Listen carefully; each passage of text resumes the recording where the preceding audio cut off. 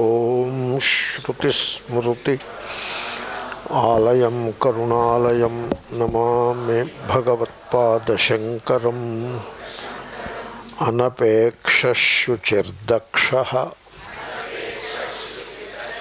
Udasino Gatavyathaha Sarvarambha Parityagi Yo Mad Bhaktasame Priyaha.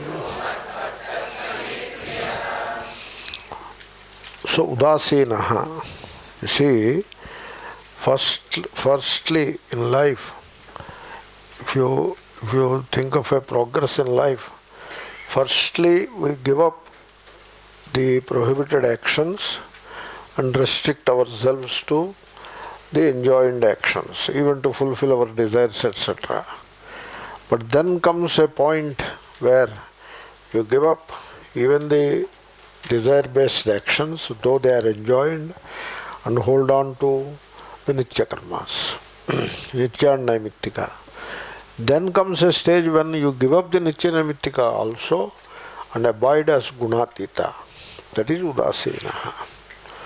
So there is always progress, and we are talking of the highest of the wisdom that is being described here.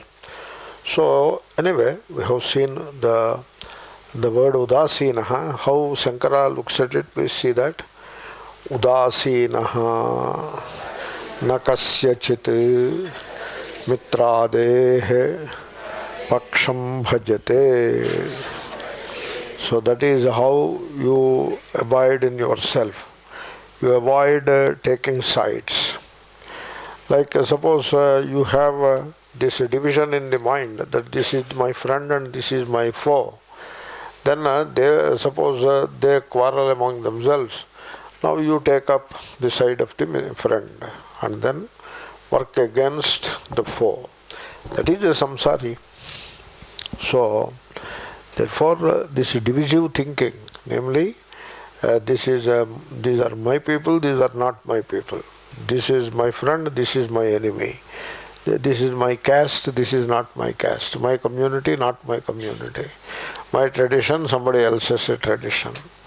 This kind of divisive thinking, and then acting upon that thinking, speaking in favor of such divisive thinking, and then acting upon it. This is called fragmentary thinking. Means the moment a thought comes, or you project a thought, that thought is rooted in division. You think in terms of division. Suppose you identify with a caste, then naturally your thinking, anything connected to caste, the thinking will be divisive. So you think in terms of division, obviously. So that is not correct. This fragmentary thinking is not correct. The problem is we say we are Advaitins. We just pay lip service to Advaita for whatever reason. But really speaking, we have to ask the question, am I abiding in Advaita? Advaita is the reality which is one without the second. And so, to be an Advaiti, you must be Udasina. You cannot take sides. When two people are fighting, you cannot take sides. So, sometimes what happens, one person gave a loan to somebody, and this man is not returning the loan. Then, so he was not even appearing, so he is evading, running here and there. Then one fine morning, this person who gave the loan caught hold of him on the footpath. Somewhere he is going, and he went from behind and caught hold of him. And then said, "Come on, you give me my 1,000 rupees," like that. Then a friend who is walking that side, he tried to intervene and tried to assuage the feelings. Come on, why you treat him so badly? No, he has to give me 1,000 rupees. He will give. Where will he go? No, he is saying he will give. For the last 6 months he is not giving. No, he will give. I assure you he will give. Do you assure that he will give? Then I will leave him alone. Of course he will give. Why he will not give? Okay, now you go. So he went away from there, ran away from there, and then this he caught hold of it. Give. No, you pay. So this is you should be udasina. You should not involve in such a thing. Suppose BJP and Congress people are fighting, they fight fist fights somewhere on the road. You join them, both of them join and beat you. Therefore, you just enter into all this mess. And what happens, what will be the outcome, that is not that important. But the point is that you think in a divisive way, that you entertain fragmentary thinking is something reprehensible. You should not have entertained that kind of a thinking in the very first place. If you are a devotee, then you must be udasina. You must be a witnessing awareness. The world is perfect. Only when there is something wrong with your mind, it appears imperfect. And then you divide the world into good and bad, and go our friend and foe, and go and join hands with the so-called friend against the so-called foe. You are a worldly person, not a spiritual person. You don't do that. So, udasinaha, gatavyathaha. This vyatha, if you see Panini's dhatu patha, there it is vyatha bhaye. That is the dhatu.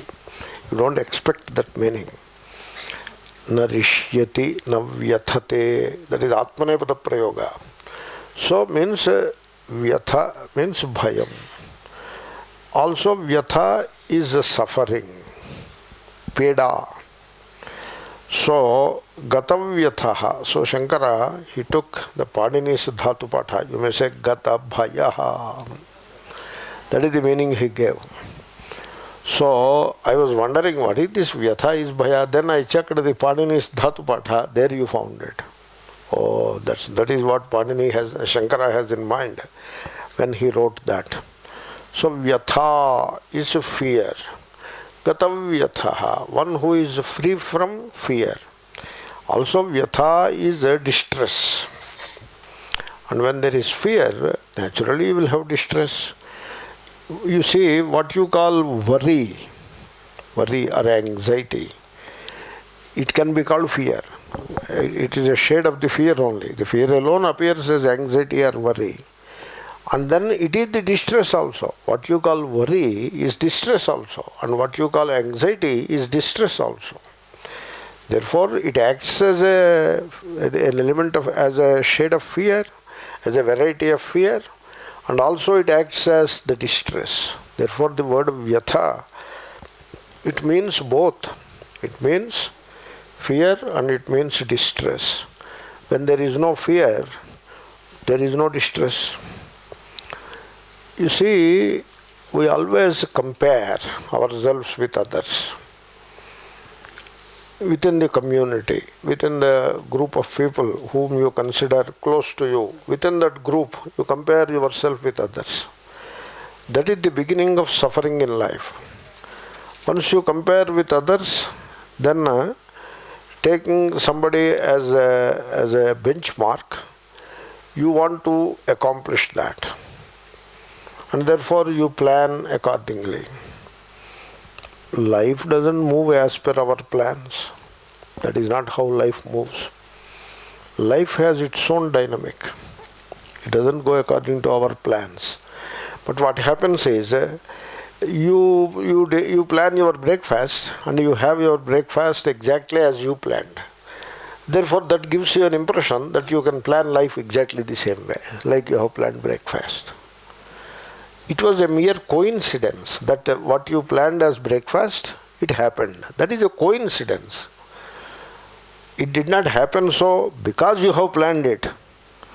It so happened that it has to happen that way, and that happens to be your planning also.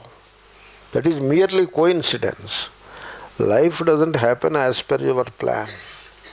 Like you do not breathe by planning.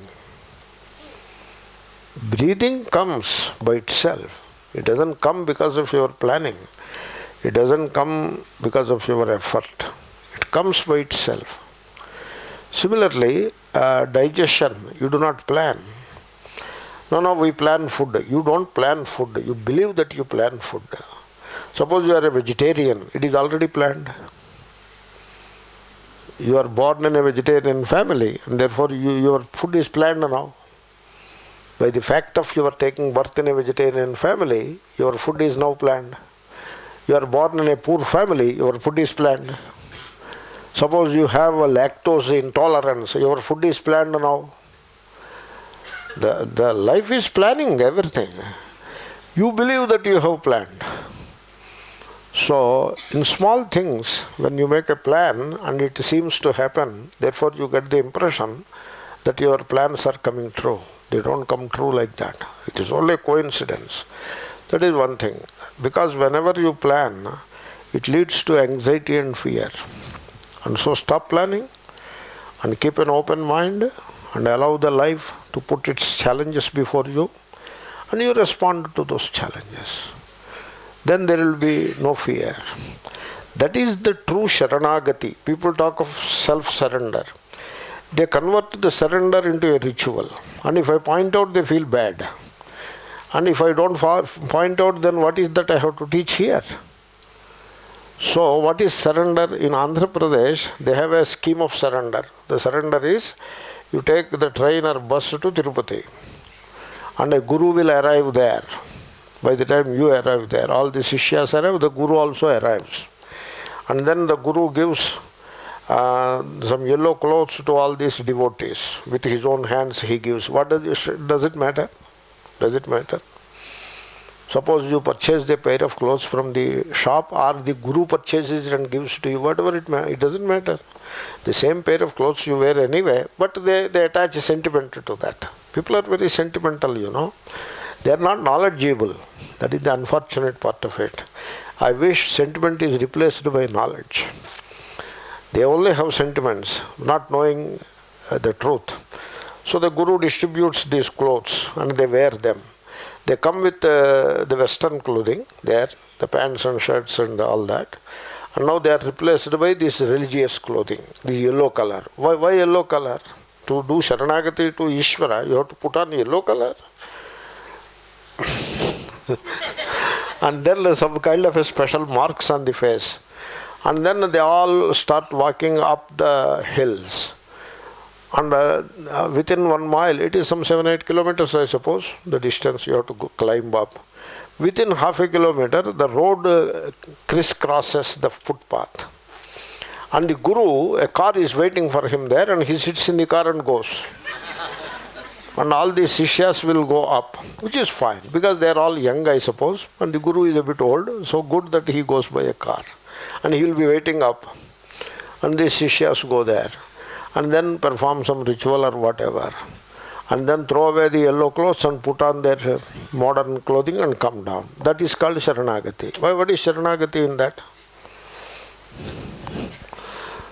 You convert the whole blessed thing into a mechanical ritual, sometimes a very weird ritual too. This may not be the weird, but some of them are very weird rituals. A thinking person can never understand what is going on. So, that is not Sharanagati. The true Sharanagati is accept life on its terms.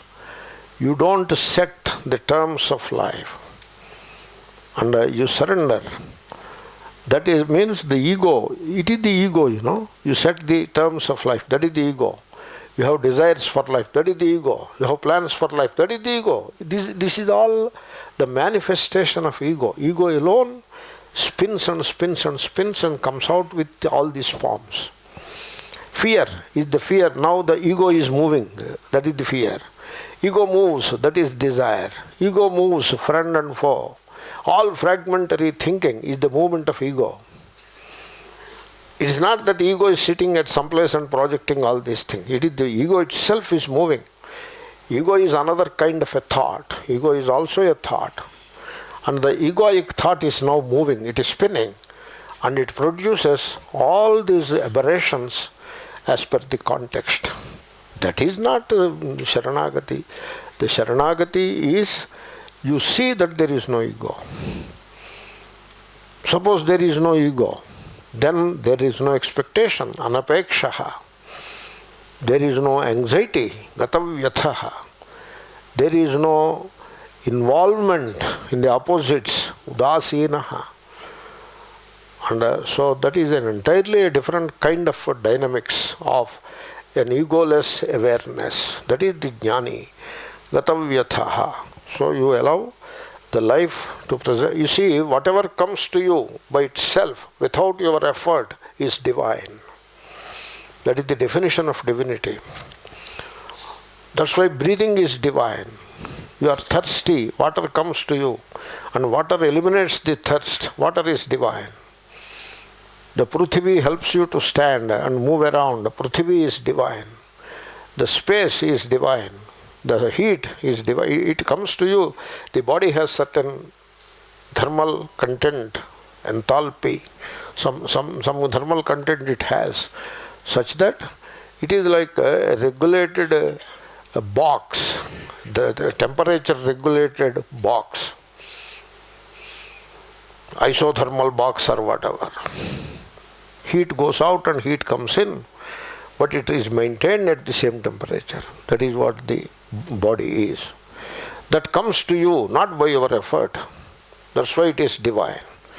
Wind, you inhale and exhale and it comes to you without your seeking it, without your effort. That is divine. And if you allow the life come to you, that becomes divine. You plan it, then you know what the divine becomes. The divine becomes, when the planning works all right, the divine becomes an occasion for a silly celebration. This is what is called rapture or pleasure, which Bhagavan advised to keep away. Harsha it becomes, that is the word. When the divine comes and somehow supports your planning, means your planning has come fruitful, then it is not divine. It doesn't look like divine. It doesn't appear as divine. Though it is divine, but it doesn't appear as divine. It appears as the ego's accomplishment, and therefore you go into a mood of harsha. And if the divine doesn't fit into your plan, it becomes a calamity in life, which it is not. It is not a calamity. For a jnani, in the life, nothing ever goes wrong. Nothing ever goes wrong. Everything is right only. Somebody is born right, somebody is dead right. The old body has got cancer, that is right too. Because the incidence of cancer is very high in the old people. That is right. And there is an infection, that is right. Because there are bugs around and you did not take precaution and infection happened. That is right, there is nothing wrong in it. And then you take the correct antibiotic and it is cured, right? So in a jnani's life, nothing ever goes wrong. So, gatavyathaha. Then comes sarvarambha parityagi. This is the very difficult expression to explain. You find this expression twice in Gita. In Gunatita Lakshana also you find it. Arabhyante iti arambhaha karmani. Shankara. So you plan. So you have your will. That is the ego. The will. So you have a desire in mind, you desire a thing, and so you have to acquire that, you plan. And then implement it. That is called arambhaha, karma. So all the karmas that are inspired by desires, they are called arambha. And a jnani, a true devotee, gives up all arambha. How is that? Now you look at it.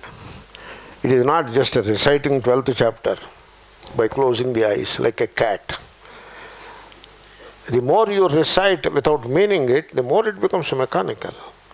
And you get a sense of, you get into a sense of complacency.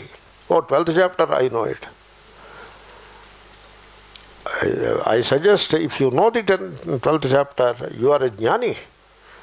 It is an amazing thing it is. Such a chapter you don't find anywhere. The Bhakta Lakshanas, they are amazing things. You see, a living thought is superior to a ton of precept. Therefore, you look at that word sarvarambha parityagi. So, you see, suppose you have passed, you see, I know a few people back in Andhra Pradesh. So, his card, that card is there, you know, visiting card. That visiting card, in such a small place, so much is put into it. No space at all. It is all filled with figures and letters. And his name is one line. But below, 7-8 lines are having degrees that the person has. I know him very well. He is a very good meaning person. He has done MA English. That is what his father paid the fees, and he joined the college and studied MA English. And then distance education, got some job and went into distance education. The easiest of is MA Political Science. So he has done that. And then MA Economics, then MA Commerce, then MA Public Administration, then MA Window Dressing, then MA Interior Decoration, then MA Hairstyle. So what not? So many MAs. Now, I was wondering, what is this psychology? Having got 3 MAs, he starts for a 4th MA. It is not easy, you know. You have to get the syllabus and get all the notes they will send. You have to pay a fee and correspond with them. They will send some syllabus to you. You have to study it and go and write an exam. And the examiner must be impressed by what you write. And then you get your degree. It's not easy. At least for 2 years you have to put your mind on it. At least occasionally you have to look at it for 2 years. It requires some effort. Why is he doing this effort? So what could be the psychology behind it? I can see only one psychology. I can understand.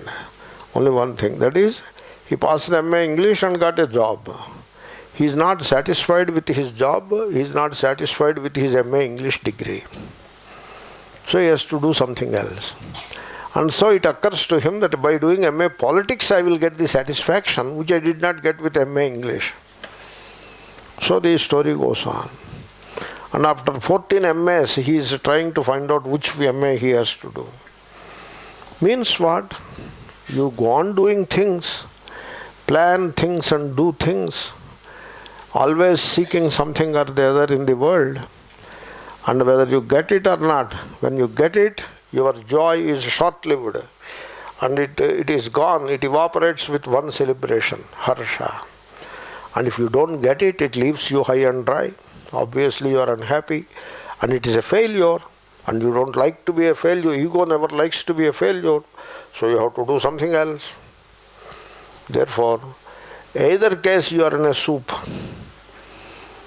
So, you see, young people, they have to struggle. Their age is like that. They have excess energy in their system and they have to expend it, and they have to learn from experience also.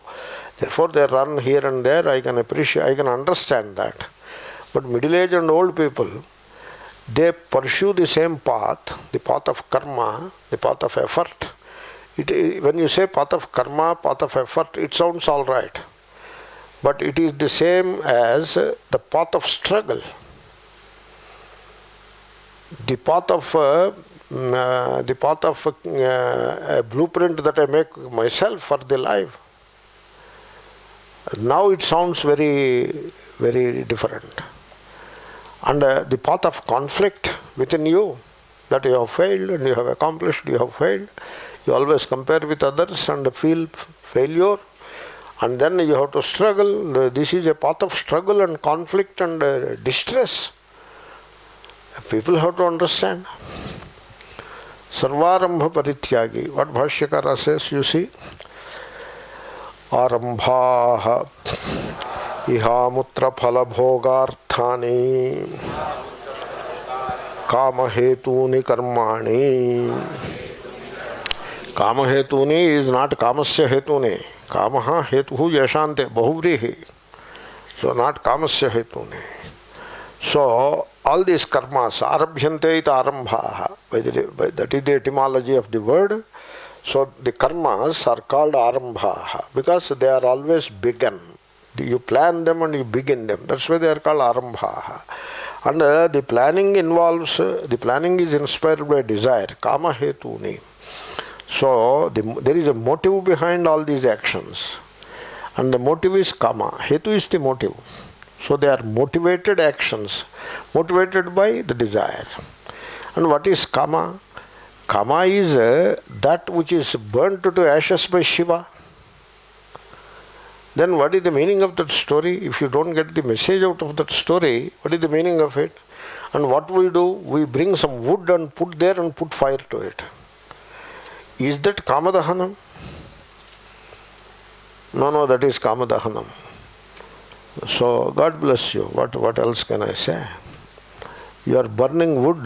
Wood is precious. Wood is like gold in India. Wood is very precious. Because all the forests are denuded already. You are not going to put fire for the wood. You should not do that. And wood is very precious. But still they collect wood and put fire. In millions of places all over India. Saying that they are burning kama. Who is burning kama? Is there any burning of kama? Is that what you call burning of kama? These are the customs that people follow without thinking.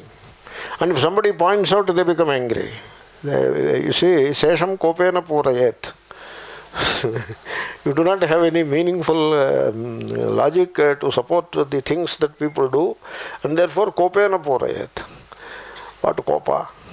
Anyway, therefore, what Bhashyakara says, so people should pay attention to what Bhashyakara says. That is called Shraddha. You look at every word of Gita. You don't gloss over even a cha or a tu or a y. You don't gloss over. You pay attention to every single word there. And so Sarvarambha, what Shankara says.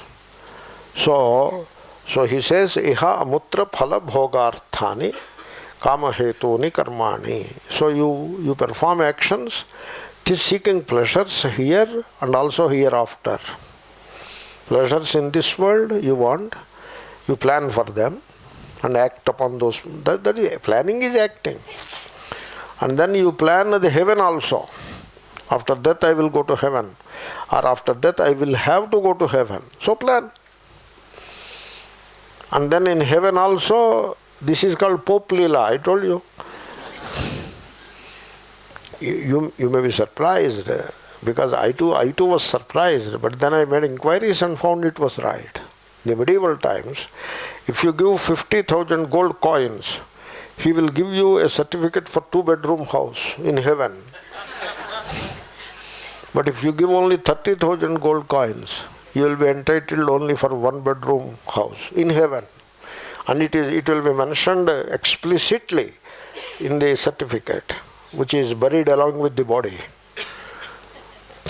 That's why anything akin to that is called Pope Leela. In India they call it like that. Those who know call it like that. You may not hear it everywhere, but those who know it, they call it like that. Okay? No, we did not hear anywhere. Don't say that to me. You did not hear anywhere means you have not exposed yourself adequately. That is what it is. Therefore, so study a little more. Your study is not enough. So, therefore, these are the karmas. And ihamutra phalabhoga arthani. Artham is prayojanam. So for that reason, you have a blueprint not only for this life but also for hereafter. And you plan and you implement all that. And I tell you, I want to describe a feeling that I had. See, I was born in a village which is very close to a canal, an irrigation canal. And it was called Big Canal. That was the name given to it. Because there was a smaller canal in the vicinity. These are all irrigation canals. And so we were born and brought up in the vicinity of the canal. And so canal was a part of our life as children. And so we used to swim in the canal. It was very deep, but we used to swim quite well.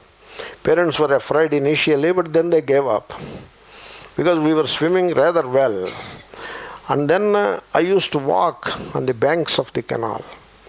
And that canal was also used for transport of goods, particularly salt and the gravel for making roads. That was the time when they were making roads. Slowly they were making roads.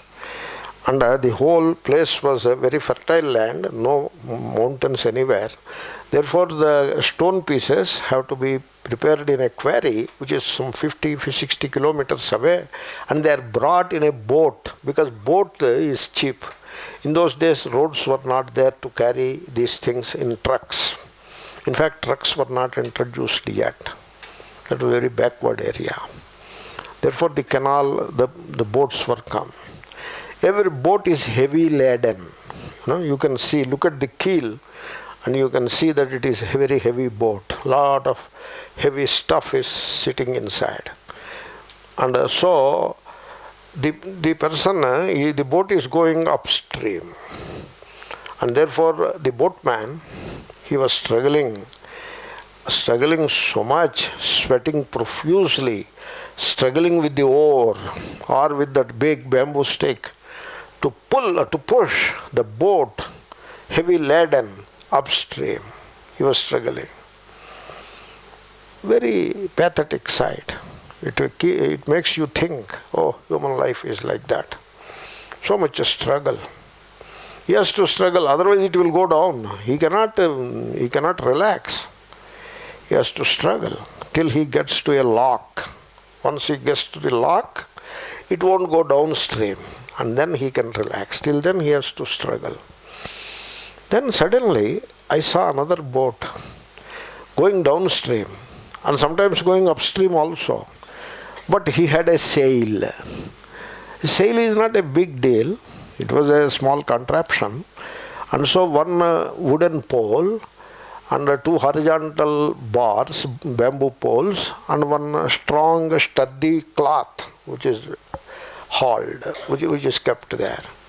And now, lo behold, the wind, the sail is filled with the wind, and the boatman was standing with a cigar in his mouth. He kept his hand on the navigator. The direction has to be maintained, otherwise it will come to the ground. It has to remain in deep waters. And so he has put very lazily his hand on that instrument which gives the direction to the boat. Very lazily. You need not do anything. Just hold it like that. Like that. And smoking the cigar. The wind is doing all the job. The boat was heavy laden. The wind is doing the job. It made me think, that is how a jnani lives. Not the other way. You got the example? Got the meaning? Yeah, that is how a jnani lives. So this struggling in life, desiring, and then struggling to fulfill the desires, it destroys our lives every moment. We are left with nothing worthwhile in life. So life is a series of battles with oneself, with the spouse, with wife or husband, with the neighbors, with society, with gods and goddesses. So life is a series of battles, and it is an upstream push. What a misfortune it is. This ceaseless strife dissipates the energy. The energy means the spiritual energy, not the physical. And you see, the man who is really happy, who is joyous, who is really happy, is not caught in any struggle. He doesn't struggle. In fact, the man, it is like, I am walking in this direction, there is wind pushing in this direction. Why should I struggle against the wind? I turn and go in the other direction. Like that. So you take the spirit of what I am saying. Therefore, people, the jnanis, they are not caught in efforts. So start something and you chew more than you can, you bite more than you can chew. And start something which you cannot take to its logical course. And start something which is inspired by desire, which is motivated by divisive thinking or fragmentary thinking, and then struggle and struggle and struggle. So this every moment, this struggle in life to accomplish something or the other, always comparing with somebody, and that doesn't give you an opportunity to know what is divine. There is divine all the time, everywhere, and it is all the time coming to you. The divine is coming to you all the time, but you cannot recognize it because you are caught in this struggle, in this strife. So a jnani doesn't struggle. He is not caught in this ceaseless effort.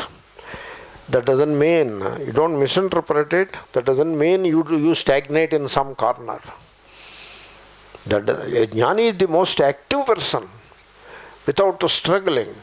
Whatever comes, action, whatever comes, it comes by the will of divine. It comes as divine. It doesn't come as something that is planned with a desire, with a motive and struggling. It doesn't come like that. It comes as the divine, as the breathing comes, without effort. Without effort means motivated effort. So that is how I tell you, to be without a struggle, you should not misinterpret as something that you stagnate, that you are dull, that one is stupid. That is not the idea. So, it is not that at all. In fact, it is only the wise, the extraordinarily intelligent people who are really free of struggle. This is what Krishna said when he said, Naiva kinchit karoti saha. So, so he is surrounded by a tremendous amount of activity, yet he is not doing anything. So karmanyabhipravurtopi naiva kinchit karoti saha. Abhipravurtaha means abhitaha pravurtaha. So much of activity, so much of productivity is emerging out of the Mahatma without he ever struggling for anything. Means everything comes as the breathing comes, spontaneously. So, that is the spirit of the expression, Sarvarambha Parityagi. A very powerful expression it is. And so also, Sarvarambha Tan Parityaktum Shelamasya. This is Shilarthe Ninihi. That pratyaya is like that. You see, Sarvarambha Parityagi, Tyagi is Prathama Ekavachanam, but the Pratipadika will be Tyagin, in, Tyaga, in. I will go. So, in. That in is called a Ninihi. That Nakara and Ikara are Idvarnas. So, in. Wherever you see this in, it means a very essential nature. So, the jnani, by his very nature, he doesn't struggle. He gives up any struggle. Like, I compare myself with someone. Like I have 5 students, someone has 1,000 students. Therefore, I have to increase my flock. The number of students that I interact, I have to increase. Therefore, I have to go into internet, Facebook, Twitter, Instagram, what kind of thing, and write letters and contact people, travel here, travel there, try to convince them, first understand what they like to hear and go on speaking those things only.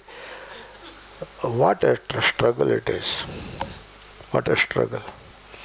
A tremendous struggle. Is that spirituality? No. You be contented entirely with what comes without effort, without struggle. Because what comes without struggle It comes by searching for you. It comes searching for you. That is divine. One day death comes searching for you. You are not afraid of death. Death comes searching for you and asks, who are you? Death. The Mahatma sees the death. Who are you? I am death. Okay. Oh, I understand. Time is over. Over. Chalo. Take the lead. Come on. Why to wait? Let us move. No, still time is there. Then wait here only. I'll come in a few minutes. So like that. Death is divine. Life is divine. Whatever comes to you without your asking for it, without your seeking, without your expecting and desiring. Desiring is ego. Expectation is ego. When there is no ego, whatever comes to you is divine. So, therefore, the jnani consistently, he avoids the struggle. So, he avoids all these karmas that are motivated, that are inspired by the desires and all that. So, a very interesting expression.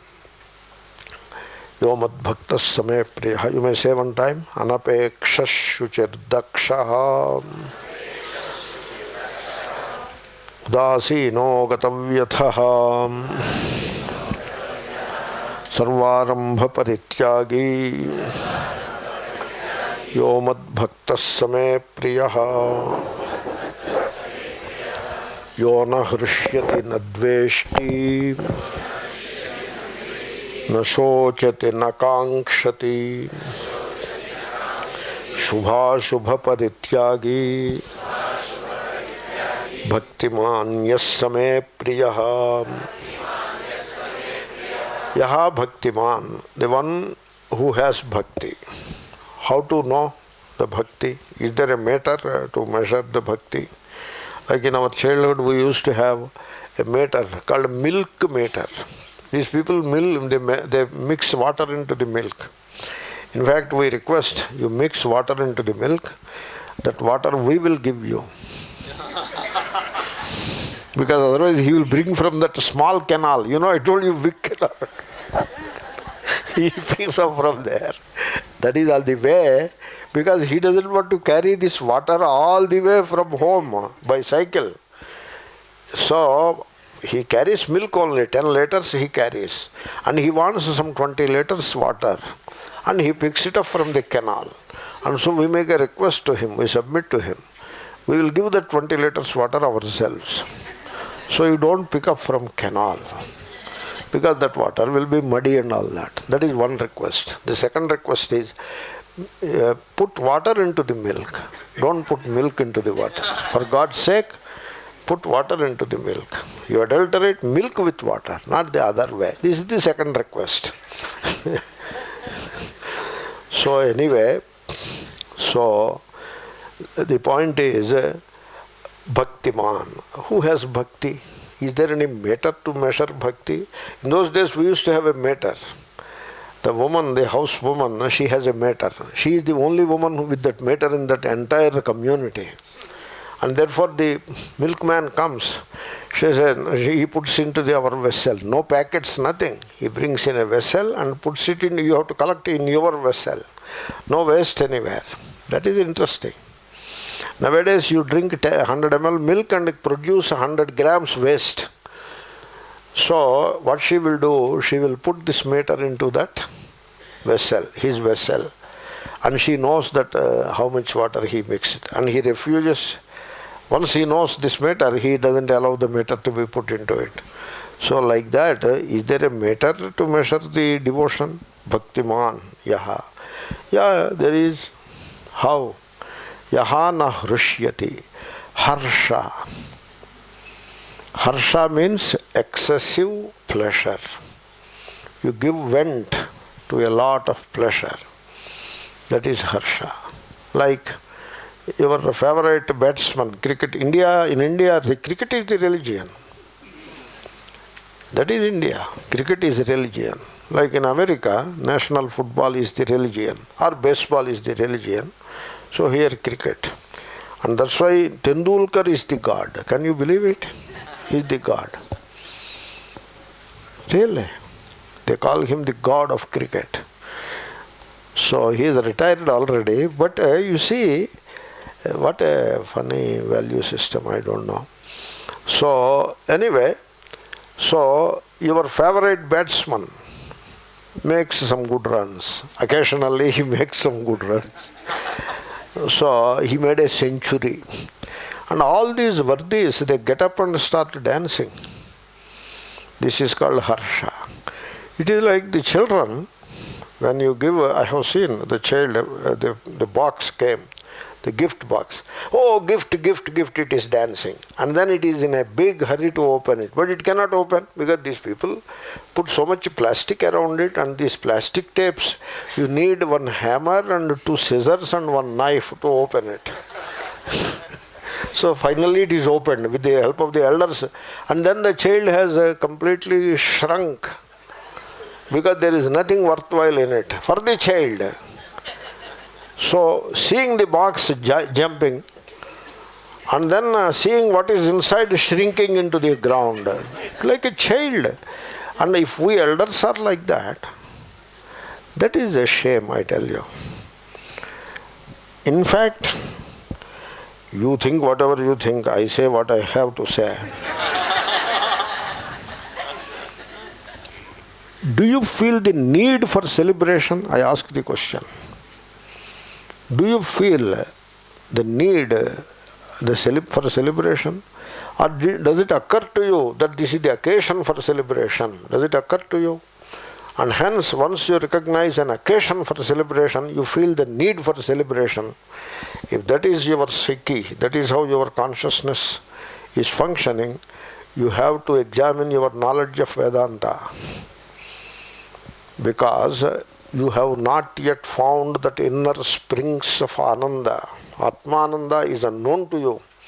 That's why you look for occasions to celebrate, and you try to get some joy into the life. Life is otherwise very dull and very painful, and therefore I have to utilize this occasion to celebrate. Otherwise even that will not be there for me. If that is your vision of life, then go and celebrate. Then what Atmananda are you talking about? You are a samsari. And a bhaktiman is not a samsari. A jnani or a true devotee, he doesn't recognize any particular occasion for celebration unless you say every moment is a moment of celebration. And then the celebration is in the form of peace and quiet, love and blessing, never in the form of harsha. Harsha is rapture, ecstasy. So jumping with joy, that kind of an unbridled celebration of occasions is very undeserving of bhakti. So yaha na hrishyati, bhashyakara. Na hrishyati ishtapraptau na dveshti anishtapraptau. This is how people live, like children. Like children only. Children also,